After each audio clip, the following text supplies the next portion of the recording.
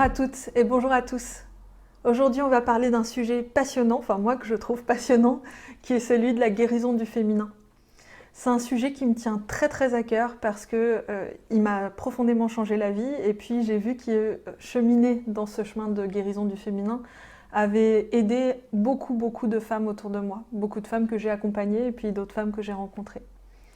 Donc avant de rentrer dans le vif du sujet, en 2 mots, je vais me présenter parce que peut-être certains ne me connaissent pas. On a bien sûr parlé plus en profondeur dans la vidéo de présentation avec Tara, mais en 2 mots, je suis naturopathe et puis j'accompagne les femmes on a créé avec mon amie et associée Laura Moonrise, peut-être que vous connaissez Moonrise, avec lequel on a organisé beaucoup de retraites et on fait aussi des programmes en ligne.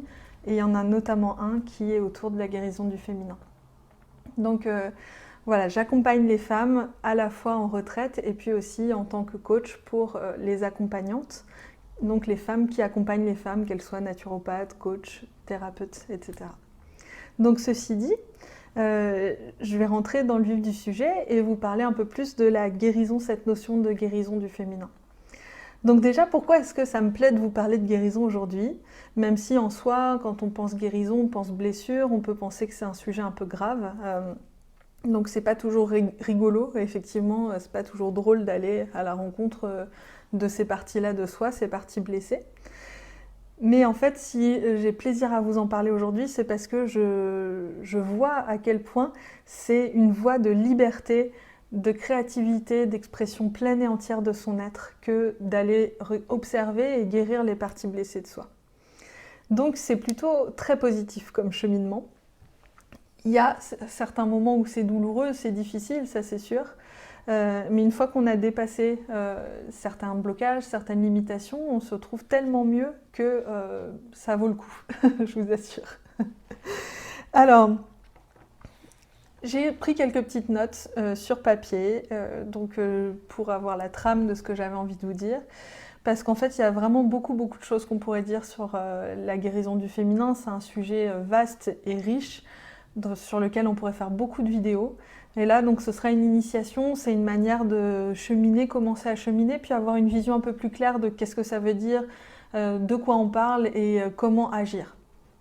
Alors, déjà, la première question que j'ai envie de vous poser, c'est en quoi vos blessures pourraient être des freins à votre liberté ? Donc, si vous avez envie de réfléchir, quand je vous pose une question comme ça, vous pouvez tout à fait faire pause sur la vidéo et puis peut-être réfléchir un petit peu à qu'est-ce que ça vous évoque. En quoi vos blessures pourraient être des freins à votre liberté ?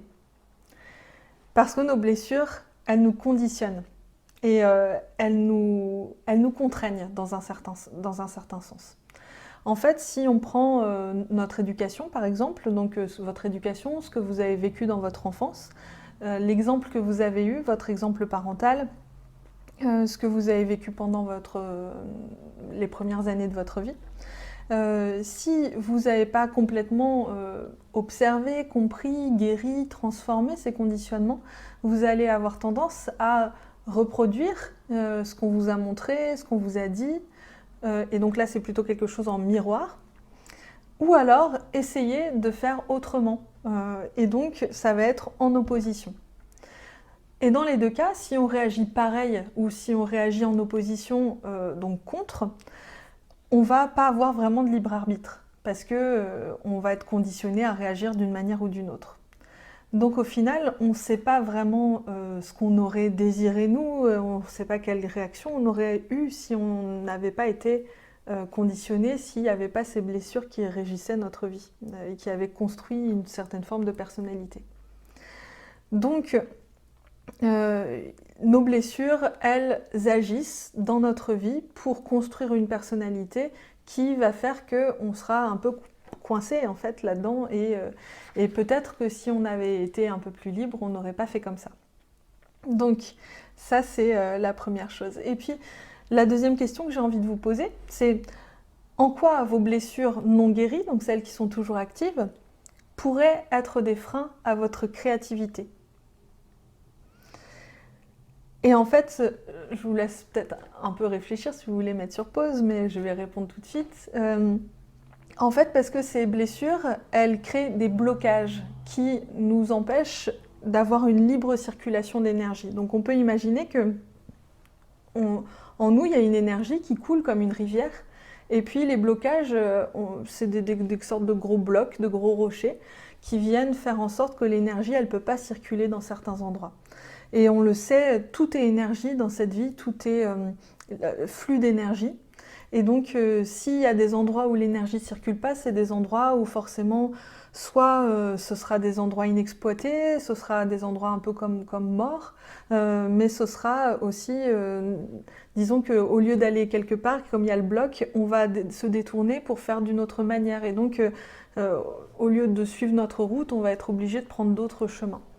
Donc de toute façon, la vie est expérience. Si on est arrivé sur cette planète, si on s'est incarné, c'est pour expérimenter, c'est ça le but de la vie. Expérimenter, comprendre des choses, évoluer, grandir en conscience, et puis recommencer jusqu'à temps qu'on ait suffisamment compris.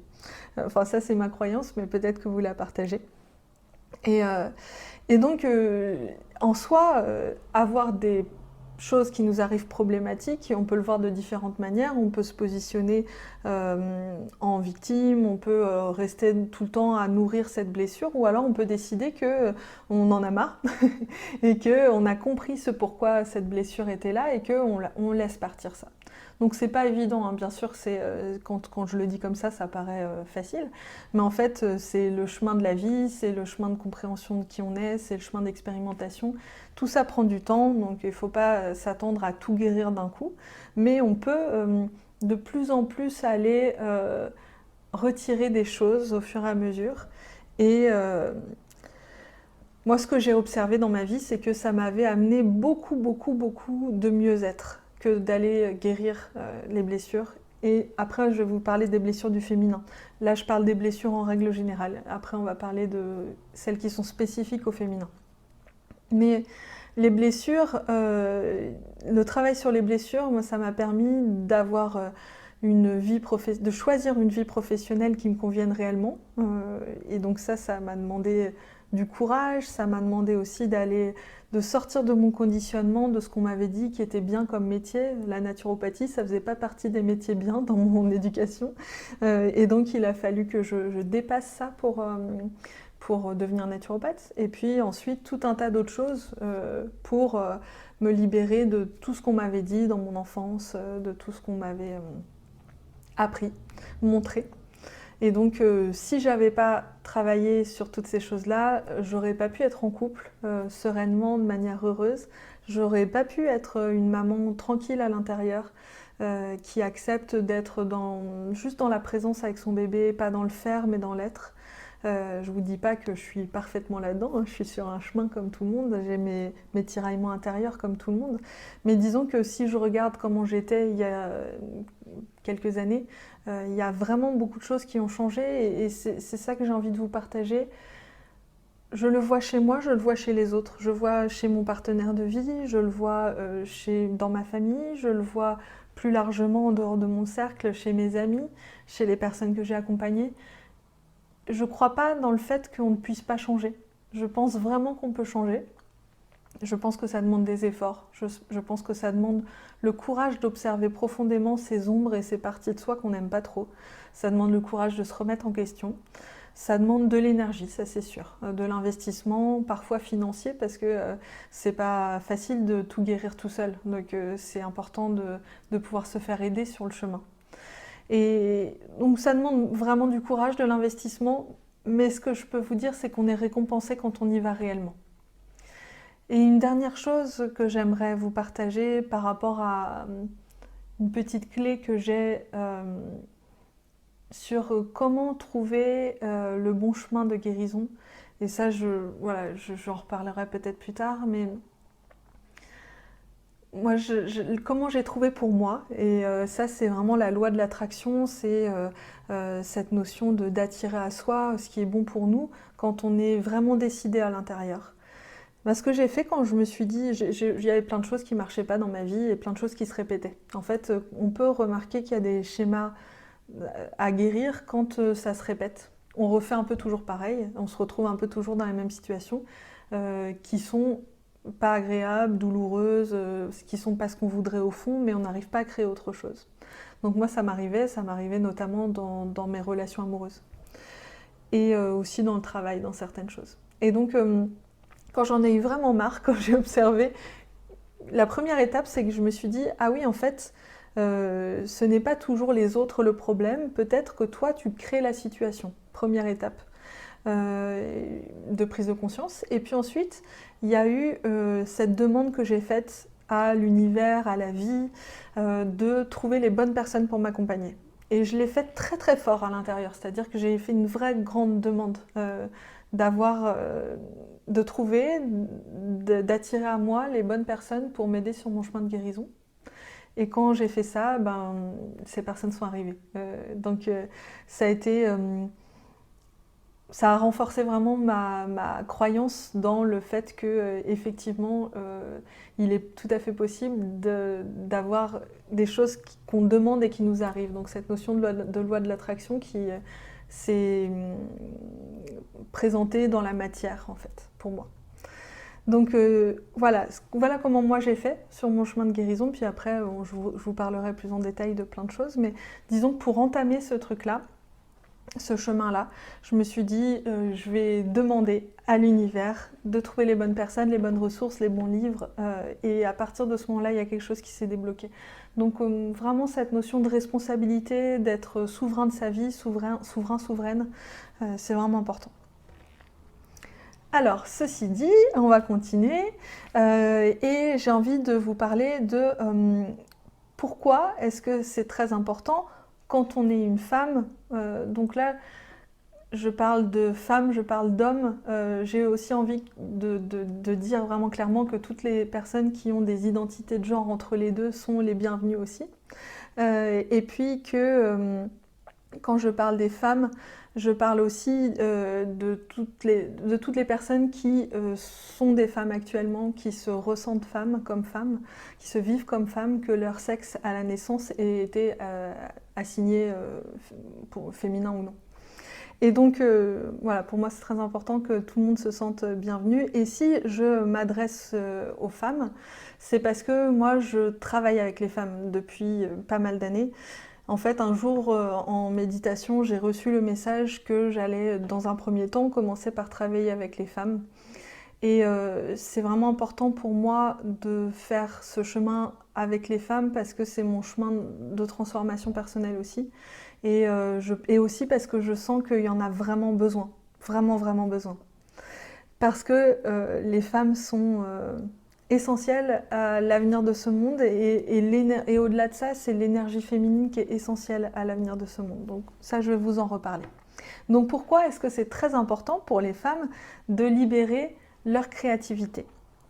Parce qu'en fait, on a quelques différences entre les hommes et les femmes, et notamment notre cyclicité en tant que femme, et puis aussi le fait qu'on est capable de porter la vie, de faire grandir en nous quelque chose. Donc ce quelque chose, ça peut être un enfant par exemple. Donc c'est assez impressionnant cette force de créativité du corps féminin qui est capable de faire grandir un enfant à partir de rien.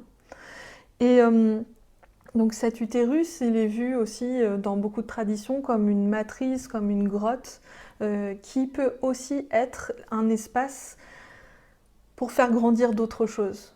Donc c'est pas parce que vous n'avez pas d'enfant, que vous ne pouvez pas en avoir, que vous voulez pas en avoir, que vous n'avez pas cette créativité. En fait, la créativité et cet espace de l'utérus, au fond, pourrait être complètement déconnecté de la notion d'avoir un enfant ou pas. C'est vraiment revenir à l'essentiel de qu'est-ce que je suis capable de planter dans cet endroit de mon être pour faire grandir, pour faire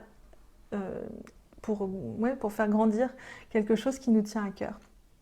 Donc en fait, on peut tout à fait planter une graine et porter, comme on porterait un enfant pendant 9 mois, une grossesse, on porte cet enfant et puis on cultive en fait le fait de le faire grandir. Et bien pour le rêve qu'on plante dans son utérus, c'est pareil. On peut faire grandir un rêve et le faire advenir dans la matière. C'est la notion de manifester, de manifestation. que vous avez peut-être déjà entendu. Et donc avec ce pouvoir de manifestation, on est capable de créer le monde qu'on souhaite voir advenir, le monde nouveau. Donc c'est pour ça que chez les femmes, libérer les blocages, libérer les blessures peut permettre d'avoir accès à cet espace de créativité de manière beaucoup plus forte, beaucoup plus puissante et beaucoup plus efficace.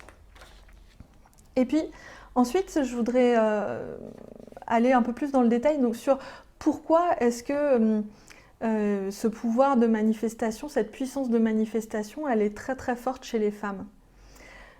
Et en fait, je voudrais dire que c'est pas forcément chez les femmes uniquement, bien sûr. Hein. C'est-à-dire que les hommes sont tout à fait capables de manifester, de faire grandir des rêves, de les porter aussi. Et puis, bien sûr, toutes les autres personnes et tous les autres genres. Mais chez la femme qui est vraiment tranquille dans son féminin, qui a guéri ses blessures, il y a généralement un équilibre entre les polarités, les énergies féminines et masculines qui se fait un peu en faveur du féminin. Un peu ou beaucoup. Voilà. Mais c'est pas... En fait, je reviens sur cette notion de polarité, d'énergie féminine et masculine. En fait, ce n'est pas parce qu'on est une femme qu'on porte plus de féminin. Ce n'est pas parce qu'on est un homme qu'on porte plus de masculin en soi. Et chaque être vivant possède un équilibre qui est le sien entre le féminin et le masculin. Seulement, il y a beaucoup de réticence dans cette société à embrasser l'énergie féminine, que ce soit chez les hommes comme chez les femmes. Il y a beaucoup de femmes qui ont des difficultés avec cette énergie féminine. Et ça, en fait, ce que j'ai observé, c'est que c'était souvent la résultante de blessures qui faisaient qu'on avait du mal à embrasser cette énergie féminine. Et c'est vraiment dommage, parce que ça nous coupe de tout un tas de choses, et notamment de cette créativité immense, et aussi de cette capacité à se reposer, à être tranquille, à être dans l'être et pas tout le temps dans le faire. Donc c'est ça qui fait que je trouve que c'est un peu dommage de rester bloqué sur des blocages, des blessures, parce que ça nous empêche d'être profondément créatrices en tant que femme, mais aussi en tant qu'homme. Hein. Mais là, je vais plutôt parler des femmes, vu que c'est ma spécialité. Alors, pour vous parler un petit peu plus de l'énergie féminine, là, j'ai noté quelques mots pour que vous puissiez vraiment comprendre. Donc, en fait, l'énergie féminine, c'est la notion d'inaction créatrice. C'est-à-dire que on n'est pas en train de faire, de vouloir, on est juste en train d'être et de se laisser porter, et il y a des choses qui naissent. Donc vous avez sûrement déjà expérimenté le fait d'être dans un moment de repos, de relaxation, et hop, d'avoir des choses qui descendent à votre conscience. Et bien ça, c'est de recevoir des messages. Ça, c'est quelque chose qui en fait reflète comment fonctionne l'énergie féminine.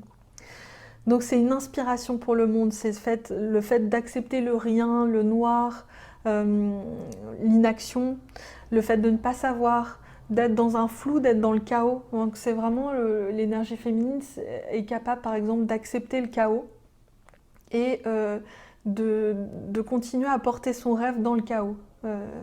Donc par exemple pour le moment actuel qui est quand même assez chaotique, c'est vraiment très très très intéressant de se reconnecter à son énergie féminine pour ne pas être dans tout le temps chercher avec sa réflexion comment sortir d'une situation, mais laisser advenir la réponse simplement par le fait d'être.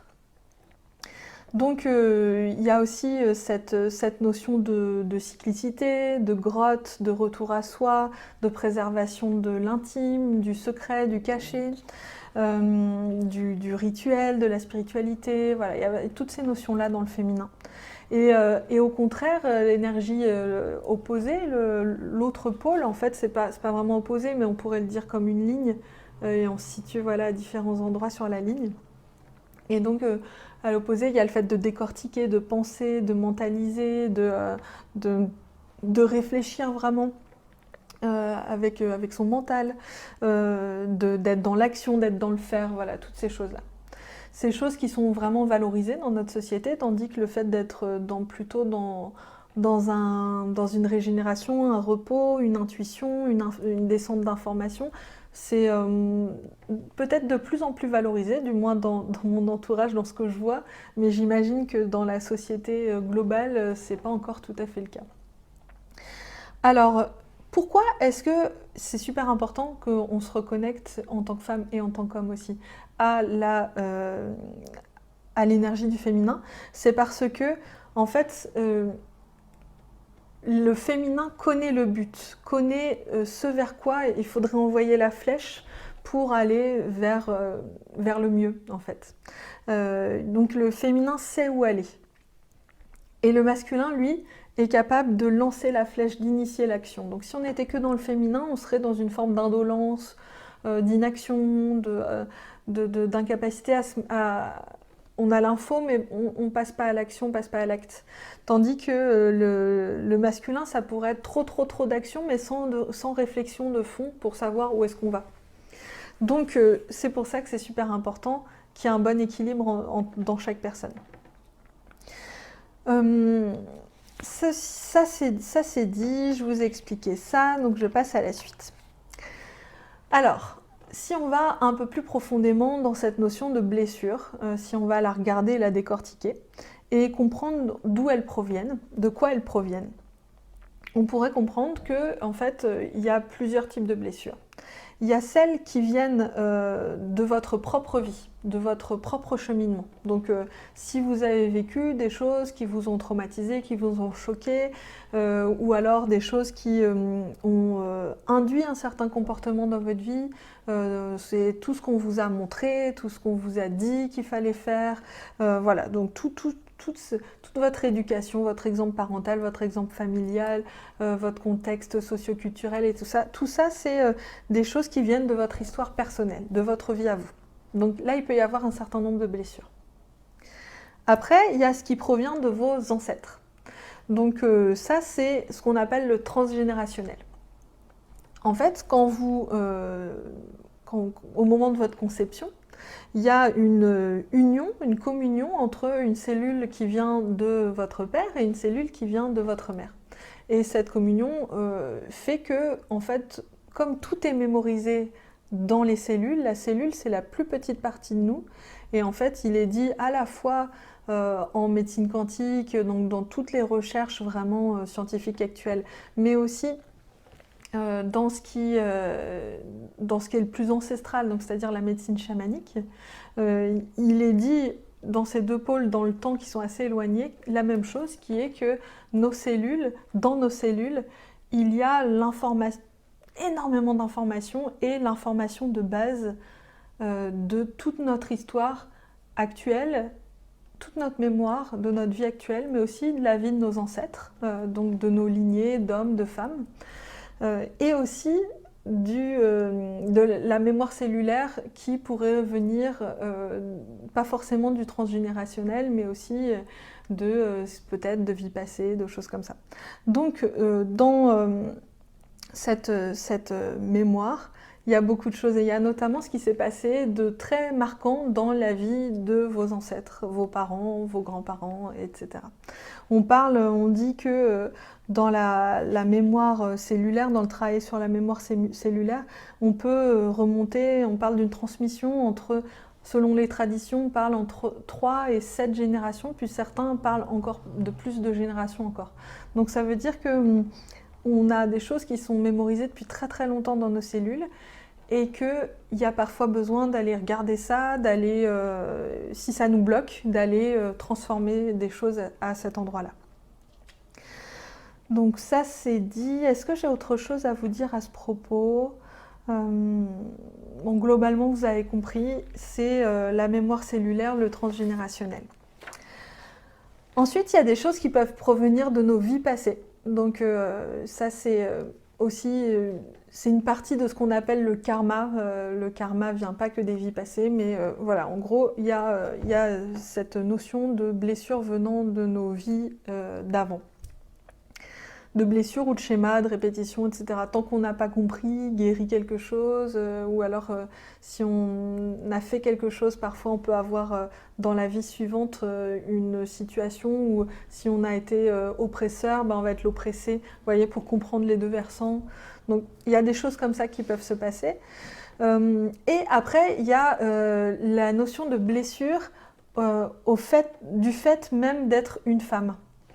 Donc ça, c'est les mémoires en lien avec notre société, avec le schéma patriarcal et en fait avec la grande histoire, l'histoire avec un grand H. Donc l'histoire de la relation entre les hommes et les femmes. Et en fait, cette mémoire-là, elle est très présente chez les femmes parce que tout simplement, il y a des mémoires lourdes, des mémoires d'injustice, des mémoires d'oppression, des mémoires de violence, des mémoires de viol, des mémoires de tout un tas de choses qui font que souvent, il n'est pas facile en tant que femme de se laisser aller dans son féminin, dans une notion de simplement être, rayonner, parce que on est orienté, en fait, conditionné à être des femmes fortes, par exemple, si je me laisse aller dans mon féminin, si je me laisse simplement être, est-ce que je ne risque pas d'être attaquée, d'être abusée, peut-être de mourir?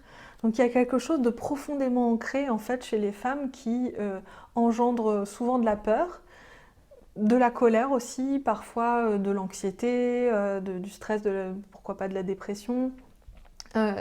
Et puis aussi qui vient s'infiltrer dans les familles, dans les couples, la relation entre l'homme et la femme, parce que les hommes ont beaucoup de choses à guérir et à déconstruire, mais nous aussi en tant que femmes, on a beaucoup de choses à guérir et à déconstruire. Donc en ce moment, c'est vraiment quelque chose qui est en train d'être fait par nous, par cette génération-là. Et en fait, ça crée pas mal de tiraillements dans les couples. C'est un sujet que j'aimerais aussi développer parce que c'est un sujet qui me passionne. La notion de pouvoir être en couple, pouvoir être une famille, un couple, créer un cocon, malgré, ou peut-être, pour le dire autrement, en transcendant en fait ces choses qui nous conditionnent en fait. Donc on a quand même en nous, on porte les mémoires de sorcières brûlées, de toutes ces femmes qui n'ont pas eu le droit de parler, de toutes ces femmes qui ont été abusées, de toutes ces femmes qui n'avaient pas une place pleine, libre et entière. Et donc ça c'est super important de le transformer, de le nettoyer, d'aller le guérir, parce que sinon ça nous empêche de vivre, enfin c'est ce que je disais au départ, on n'est pas libre et on n'est pas pleinement créatrice. Donc ces blessures, elles entraînent les difficultés des hommes et des femmes à vibrer dans leur énergie féminine dans leur quotidien. Et donc si on tire le fil avec ce que je viens de dire aussi précédemment, ça empêche la création du monde qu'on veut voir advenir. Donc c'est un blocage pour l'humanité en fait, de ne pas aller profondément dans cette énergie féminine. C'est pour ça que ça me tient à cœur, vous l'aurez compris. Donc, des exemples que je peux vous donner par rapport à qu'est-ce qui pourrait montrer que notre énergie, qu'en tant que femme, on n'a pas complètement guéri qu'on porte encore en fait ces blessures, comment elles se manifestent. C'est par exemple être en difficulté avec notre cyclicité, ne pas accepter le fait d'être cyclique, continuer à parler des règles comme quelque chose de complexe. Et entre parenthèses, je sais que c'est très complexe, très douloureux pour beaucoup de femmes encore actuellement. Et ça, c'est justement aussi la manifestation de quelque chose qui a besoin d'être guéri souvent quand il y a des grandes douleurs menstruelles, de l'endométriose, des kystes, des choses comme ça. C'est souvent la manifestation dans le corps physique de quelque chose de plus subtil et de plus émotionnel qui a besoin d'être transformé. Et donc, voilà, pour revenir à comment ça se manifeste, ça peut se manifester par une difficulté à accepter cette cyclicité et un jugement. Donc le fait d'être cyclique, le fait d'avoir par exemple ces règles, ces lunes tous les mois, ça peut être considéré comme une instabilité, une faiblesse, alors qu'en fait il y a énormément de force dans le fait de vivre les 4 saisons dans le mois, printemps, été, automne, hiver, comme un cycle de naissance et de mort chaque mois qui nous fait vraiment grandir en conscience, comprendre plein de choses si on s'y connecte. Donc c'est vraiment important de pouvoir aller observer ça, aller appréhender notre cyclicité et apprendre à l'aimer. Et c'est aussi, les blessures du féminin peuvent nous amener à vouloir être fortes, puissantes, résistantes, guerrières. Donc c'est quelque chose de tout à fait normal. Mais s'il n'y a que ça, il nous manque un pan vraiment très important de notre unité, en quelque sorte. Alors, ce que ça peut amener aussi, c'est survaloriser le masculin, donc avoir une vision de tout ce qui est action, faire, qui est vraiment trop importante dans notre vie. Et donc ça peut mener au surmenage, ça peut mener à la quête de performance qui est délétère, ça peut mener à la charge mentale excessive, ça peut mener au déséquilibre dans le couple, à la disharmonie familiale. J'ai fait une petite liste sympathique, donc jonglage inconfortable entre vie personnelle et professionnelle. Donc voilà, les femmes, en fait, en tant que femme, on se sent souvent tiraillée parce qu'il y a une sorte de bataille à mener dans un sens et qui est complètement compréhensible. Et en même temps, ce que j'observe, c'est que souvent, la voie de la bataille, elle peut avoir tendance à nous enfermer dans quelque chose de dur et donc dans cette énergie féminine, tandis que la voie de porter le rêve, de faire grandir ce qu'on veut voir advenir, etc., qui est de l'ordre de l'énergie féminine, ça a souvent de bons résultats.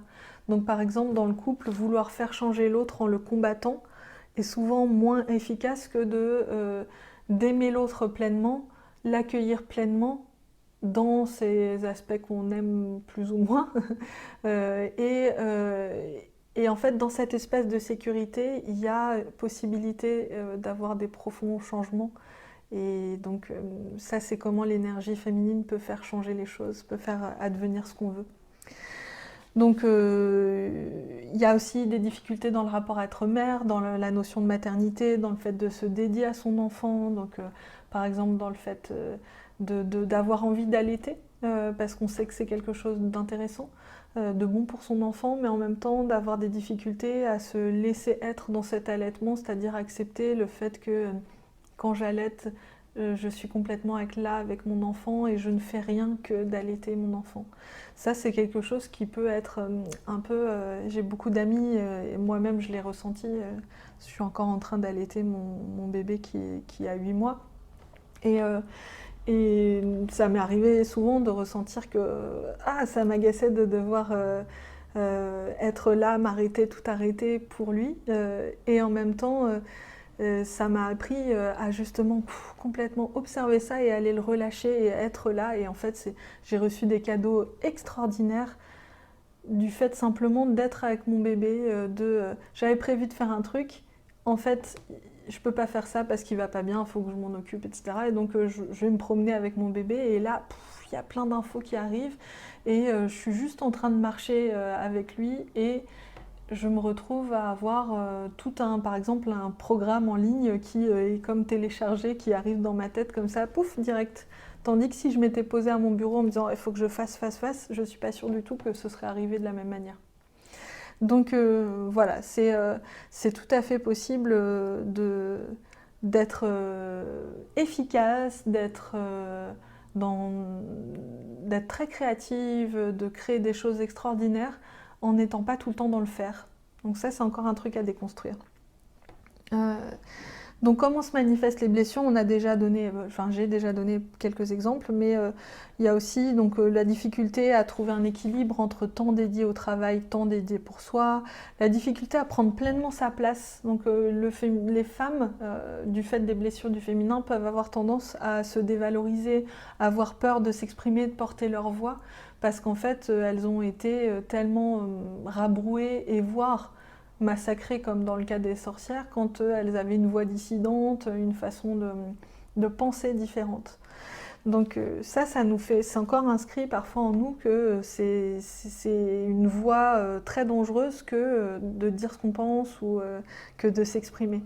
Ça, c'est encore un truc à déconstruire. Donc on peut avoir des difficultés à trouver l'équilibre entre donner et recevoir, entre être dans l'action et se reposer, des difficultés à aimer son corps, à aimer ses cycles, des problématiques qui s'expriment dans la matière, dans le corps physique dont j'ai déjà un peu parlé avant, par exemple des problématiques autour de tout ce qui est organes féminins, mais aussi toute autre manifestation physique d'une émotion. Donc souvent on dit qu'une maladie, avant d'arriver dans le corps physique, elle était dans les autres couches de notre corps, et donc dans les corps subtils en fait. Et donc, plus on l'entretient avec, par exemple, nos pensées ou ce genre de choses, plus ça va se manifester dans la matière. Voilà, donc j'ai déjà fait une petite liste, mais il y a aussi les conflits avec la sexualité, qui est souvent dû aux mémoires d'abus, mais pas que, hein, mais souvent. Les difficultés, enfin les sentiments de culpabilité, de honte, ça c'est quelque chose qui est aussi souvent présent. Alors, où se situent ces blessures? En fait, on est constitué de différents corps. Il y a notre corps physique qu'on voit et qu'on touche, voilà, ça c'est le corps physique. Mais autour de ce corps physique, on a comme des couches d'oignons, qui sont les corps énergétiques, les corps subtils. Et en fait, plus l'énergie se densifie, plus elle va vers le centre, vers le corps physique. Et plus ça s'éloigne, plus c'est subtil. Donc voilà, on dit souvent que les blessures se manifestent dans nos corps subtils avant de se manifester dans le corps physique, c'est ce que je vous disais. Et quand elles se manifestent dans le corps physique, elles vont se manifester par le biais de douleurs, de tensions, de maladies, des problématiques qui s'expriment dans la matière, comme des maladies comme l'endométriose, les douleurs menstruelles, des difficultés à concevoir, difficultés dans la fertilité. Et puis, en fait, en soi, n'importe quelle problématique énergétique pourrait créer une maladie, mais là, je vous fais plutôt une liste de choses qui concernent plutôt le féminin, parce que c'est vrai que souvent, les problématiques de blessures, de guérison avec le féminin vont avoir tendance à se manifester dans le corps physique sur quelque chose qui est de l'ordre du féminin. Donc au niveau des ovaires, au niveau de l'utérus, au niveau de la poitrine, voilà, ce genre de choses. Alors, ensuite, on a le corps énergétique, éthérique. Donc là, on peut ressentir des baisses d'énergie, des sensations de fatigue, des nœuds énergétiques douloureux dans les différents chakras, par exemple, souvent au niveau du cœur, du plexus, du plexus, de la gorge. Voilà. Ensuite, il y a le corps émotionnel, ou qu'on appelle aussi corps astral. Et donc là, ça se manifeste dans le corps astral par des émotions douloureuses qui peuvent engendrer aussi des maux dans le corps physique, hein, toujours. Mais donc c'est des réactions émotionnelles qui ne sont pas désirées, qu'on a du mal à contrôler, à exprimer, qui nous dépassent, donc sensations d'anxiété, d'angoisse, etc. Dans le corps mental, on peut avoir des pensées négatives ou obsessionnelles, l'impression de lutter contre ses propres pensées, d'avoir parfois des pensées qui ne nous appartiennent pas. Ça, c'est quelque chose qui est important d'observer. Est-ce que ce que je pense, c'est réellement moi qui le pense, ou est-ce que ça a été comme insufflé en moi par mon éducation, par les événements de ma vie, etc. Le corps causal, donc encore un corps suivant, il contient les mémoires de nos vies antérieures, de nos existences passées. Et donc les blessures s'y manifestent par la difficulté de se relier au divin, à la spiritualité, et à avoir une bonne conscience de qui je suis, de soi en fait, une bonne conscience de soi. Et ensuite, il y a deux derniers corps subtils qui ne sont pas toujours développés en fonction des personnes, qui sont le corps bouddhique et le corps divin. Et en fait, plus on est relié à la spiritualité dans son quotidien, plus ces corps-là réussissent à se développer. Et en fait, les blessures, ça peut nous empêcher de nous connecter à nos guides spirituels, de réussir à avoir de recevoir des messages de nos guides, d'avoir un état d'éveil, en fait, un niveau de conscience qui s'élève. Parfois, les blessures nous empêchent d'évoluer dans ce terrain-là. Alors, ensuite, on va parler des voies de guérison. Donc déjà, ce que je trouve vraiment puissant, même si ce n'est pas suffisant, c'est la conscience. Donc, amener à la conscience quelque chose, comprendre.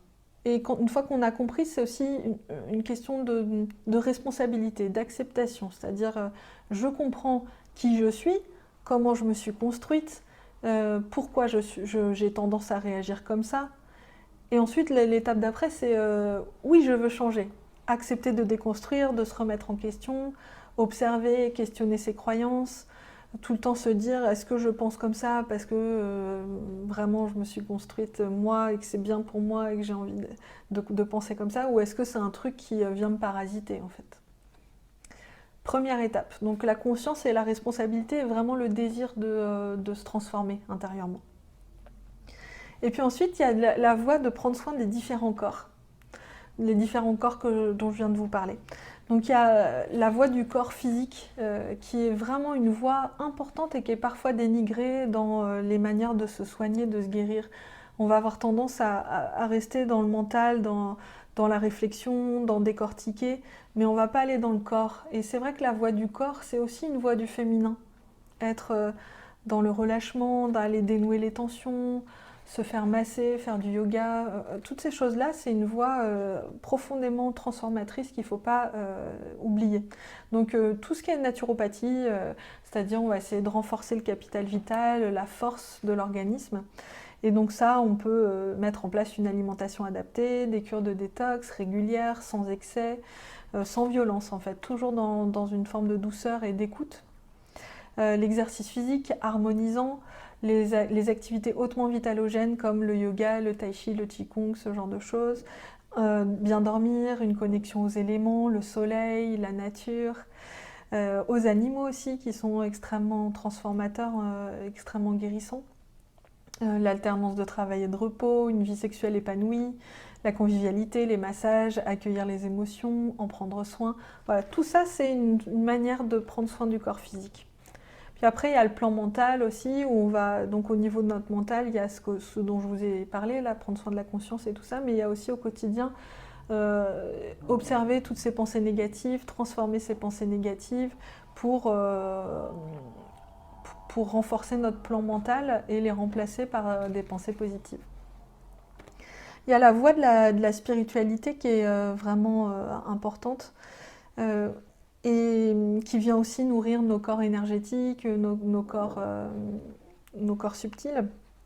Donc se connecter au divin, ouvrir son cœur, transformer nos façons de penser, c'est-à-dire ne plus voir ce qui nous arrive comme des fatalités, mais essayer de comprendre ce qu'il y a derrière, écouter les messages. Et puis tout ce qui permet de prendre soin du corps énergétique, qui sont les soins énergétiques, prendre soin de ses émotions, puis de plus en plus aller vers incarner sa médecine personnelle, c'est-à-dire incarner sa mission de vie, ce pourquoi on est là, etc. Qui peut être des choses très très simples. Pas forcément grandioses en fait. Le féminin nous amène aussi à accepter le fait que c'est pas forcément en essayant d'être dans le grandiose, dans le faire, qu'on réussit en fait, qu'on réussit à être inspirante et à être heureuse.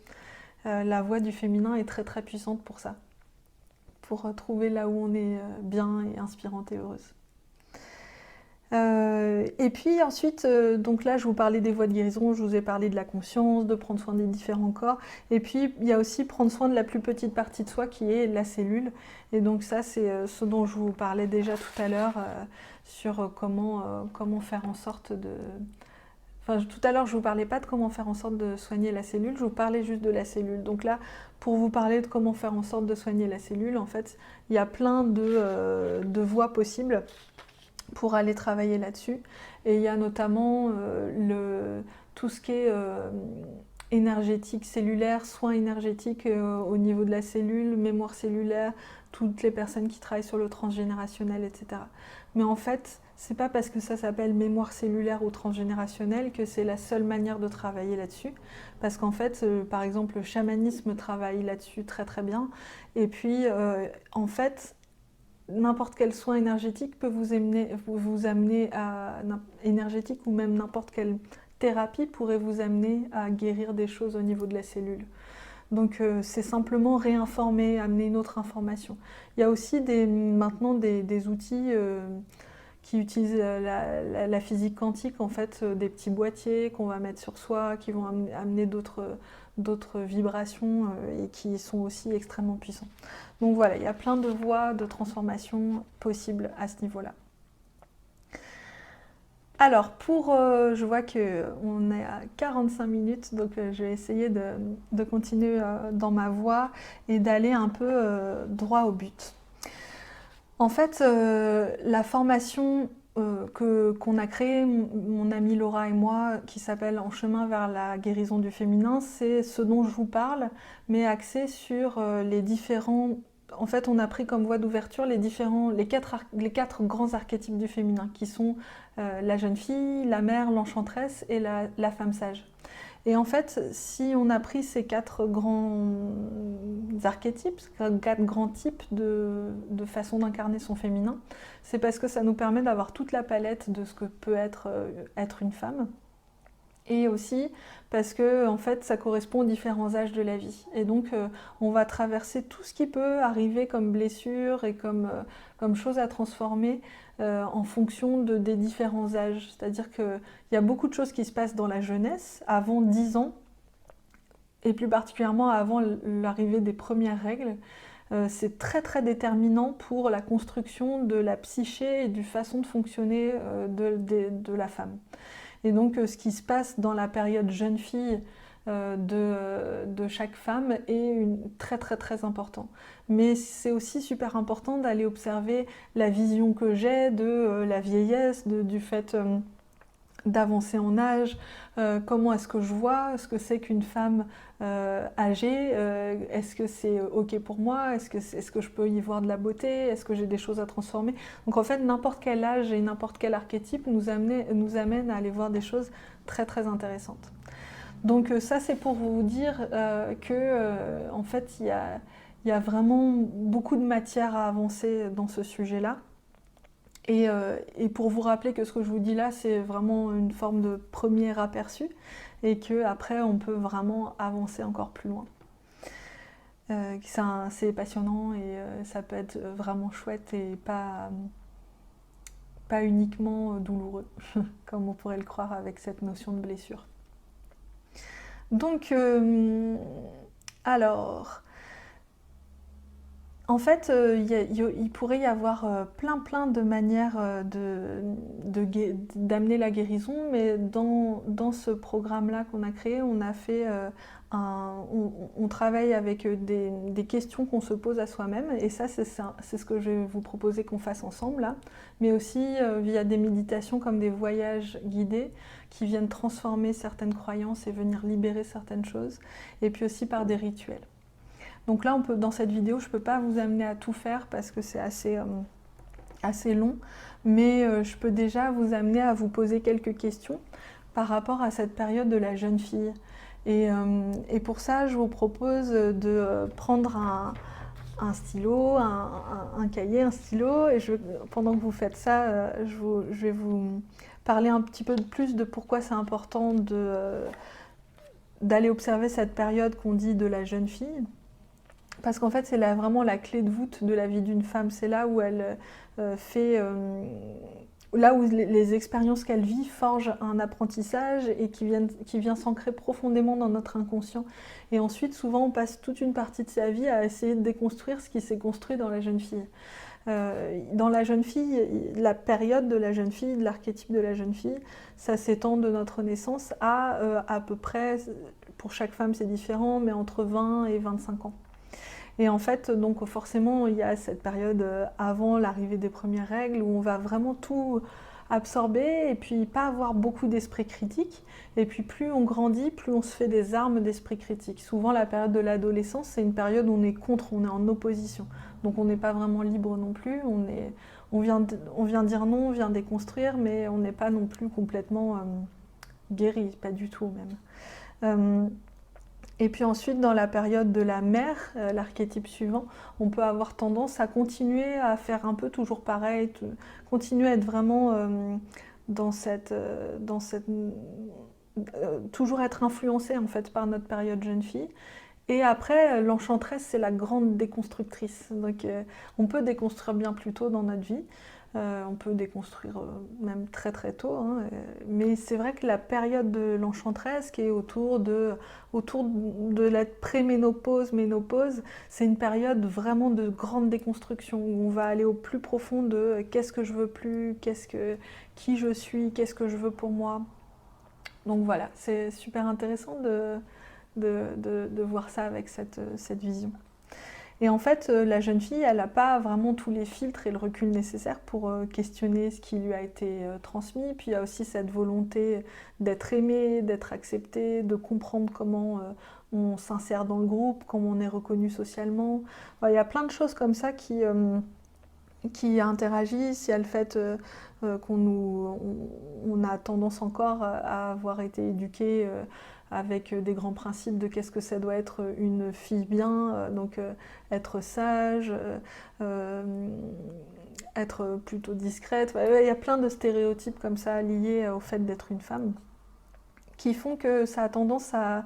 On est petit enfant avec beaucoup de liberté, puis petit à petit nos libertés on est privé de nos libertés en quelque sorte. Et donc le travail sur la guérison est un travail de réappropriation de notre liberté. Alors, je vais vous poser quelques questions. Et là, je vais vous poser des questions particulièrement pour la période de la jeune fille et l'éducation. La première question, c'est choisissez peut-être une personne là pour cet exercice qui a été la figure majeure de votre éducation. Est-ce que c'est votre mère, votre père ou une autre personne ? Et choisissez une personne et puis vous allez réfléchir à côté de cette personne, noter des mots qui vous viennent par rapport à ce que cette personne vous a appris, vous a transmis. Quels sont les grands mots de ce que vous pourriez dire que vous avez reçu de son exemple, de son éducation, de ce qu'elle vous a montré, ce qu'elle vous a dit.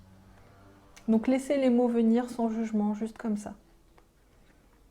Je vous laisse mettre la vidéo en pause et puis je vais continuer à poser les questions. Mais c'est bien pour vous de vous arrêter et de prendre le temps de réfléchir un peu. Est-ce que ça vous arrive parfois de vous observer réagir d'une certaine manière ? Et si vous prenez un peu de recul, vous pouvez voir que c'est la même façon que ma mère a de réagir dans telle situation, ou la même façon que ma grand-mère, ou c'est ce que mon père aurait dit. Est-ce que ça vous arrive de réagir comme ça ? Et là, ce que moi je fais souvent, c'est dire « Ah coucou mamie à l'intérieur de moi, ah coucou maman à l'intérieur de moi ». Parce qu'on peut le prendre avec détente en fait, et dire « Ah oui, ça c'est maman en moi » ou « Ça c'est papa en moi ». Ça c'est intéressant d'avoir ce regard un peu distancié. L'humour, ça fait bien travailler, bien transformer, ça permet d'être dans la justesse aussi souvent. Est-ce que ça vous arrive d'avoir tendance à vouloir réagir autrement ? Est-ce que vous avez tendance à vouloir réagir de manière complètement opposée à ce qu'aurait fait votre mère, par exemple ? Ou la personne que vous avez choisie dans votre éducation ? La personne importante que vous avez choisie au début ? Est-ce que vous avez l'impression d'avoir été en mesure de choisir, de construire une vie qui était réellement différente de celle de votre mère ?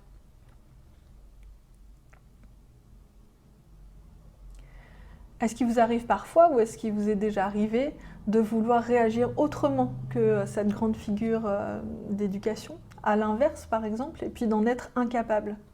De ne pas vraiment comprendre pourquoi vous réagissez comme ça, mais d'être en quelque sorte guidé par une énergie plus forte que vous.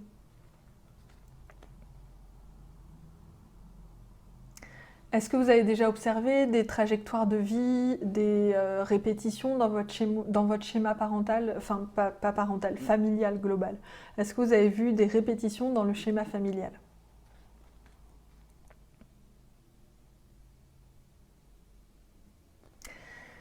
Puis là, on va faire un petit travail sur l'héritage de la vision de la femme.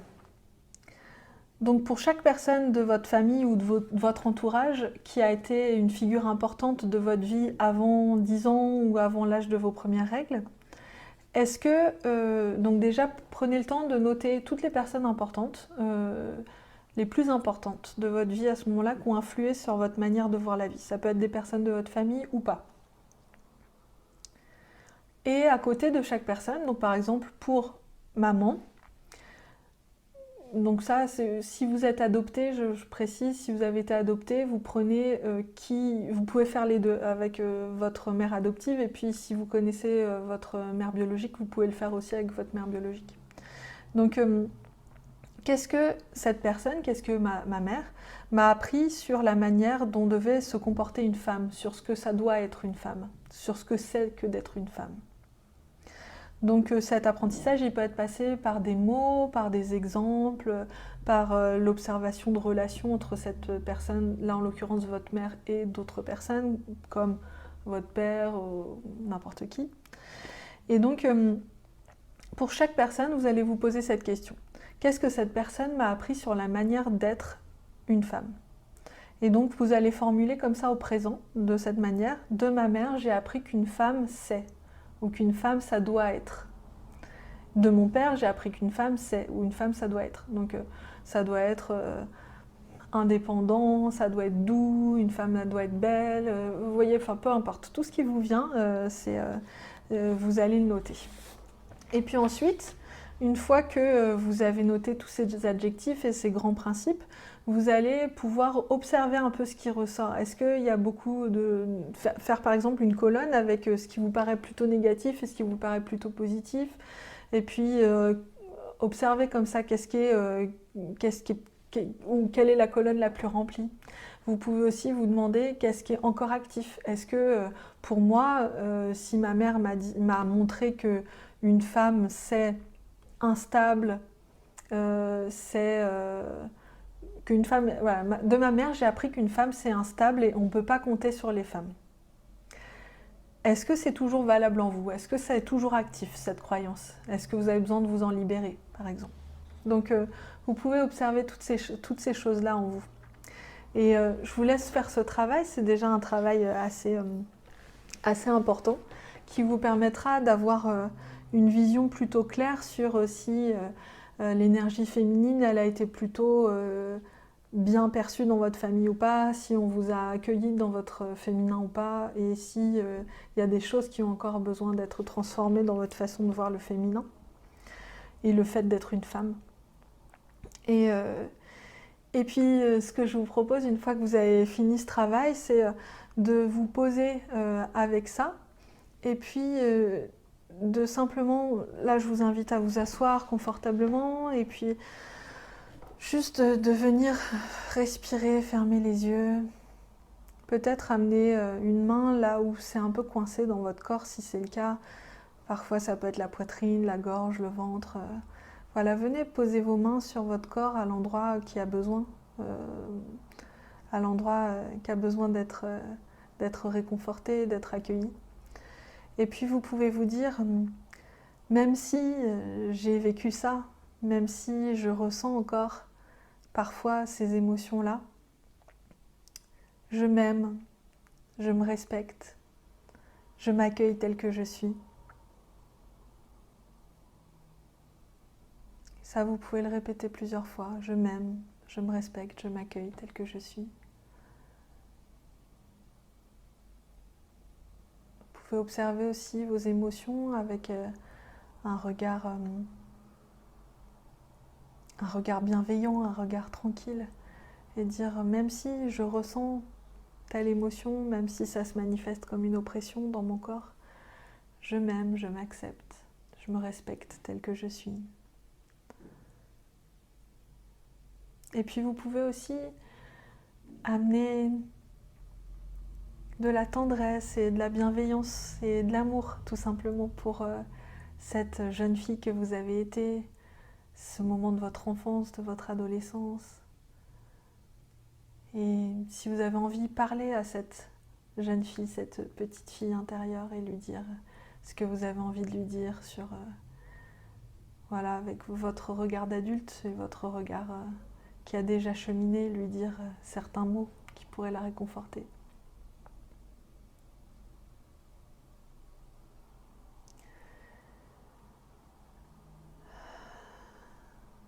Puis une fois que vous avez fait un gros câlin à votre petite fille intérieure, que vous lui avez dit bravo pour tout ce que tu as réussi à faire dans ta vie, pour t'être dépêtrée de tout ça malgré tout, Eh ben, vous pouvez vous apporter tout simplement par le fait de mettre deux mains sur votre poitrine, vous apporter de l'amour, de la tendresse dans cet instant présent, avec qui vous êtes là maintenant, ce que vous êtes, tout votre bagage, tout votre parcours de vie. Et vous remercier. Vous remercier d'être les femmes courageuses que vous êtes. Parce que si vous avez regardé cette vidéo, c'est que vous n'avez pas peur d'aller observer vos ombres, les choses qui sont cachées, les blessures, etc. Et ça, c'est vraiment la base, l'essentiel pour se transformer, pour guérir. Donc, vous pouvez être fiers de vous, dites-vous bravo moi. Et surtout, si vous sentez que vous avez besoin d'aide pour cheminer sur ce chemin de guérison, ce qui est tout à fait normal. On est des êtres sociaux, on est des êtres qui avons besoin les uns des autres, donc ne restez pas toute seule avec votre mal-être, vos difficultés. Et il y a énormément maintenant de palettes de choix pour transformer votre vie, pour aller mieux. Donc je vous invite vraiment à pourquoi pas faire ce que je vous ai dit au départ, c'est-à-dire faire cette demande à l'univers de trouver les justes personnes, les façons de cheminer, de guérir, les justes façons pour vous en fait. Et au-delà de la technique, parce qu'en fait je crois vraiment qu'au-delà de la technique, ce qui est important c'est la personne que vous rencontrez et comment ça match avec cette personne-là. Donc trouver les bonnes personnes, les bons guides pour votre chemin de guérison, super important. Et ça, vous pouvez en faire la demande pleine, entière, dans votre souveraineté, pas comme une prière avec votre cœur pur, comme si vous étiez un petit enfant tout innocent. Donc cette demande avec le cœur pur et aussi avec une forme de détermination et de courage et de dire oui, je suis capable. Allez, envoyez-moi de quoi bosser parce que... Enfin, de quoi bosser. Non, faut pas dire ça parce que là, on peut avoir des trucs costauds qui arrivent. Faire attention à ce qu'on demande à l'univers. Hein. Donc, plutôt, envoyez-moi les bonnes personnes pour m'accompagner. Et là, je suis sûre que vous aurez des réponses. Bah, écoutez, j'espère que cette vidéo vous a appris des choses et que c'était agréable pour vous à regarder. Et puis à bientôt. Et bon visionnage des autres vidéos Pawa et à bientôt.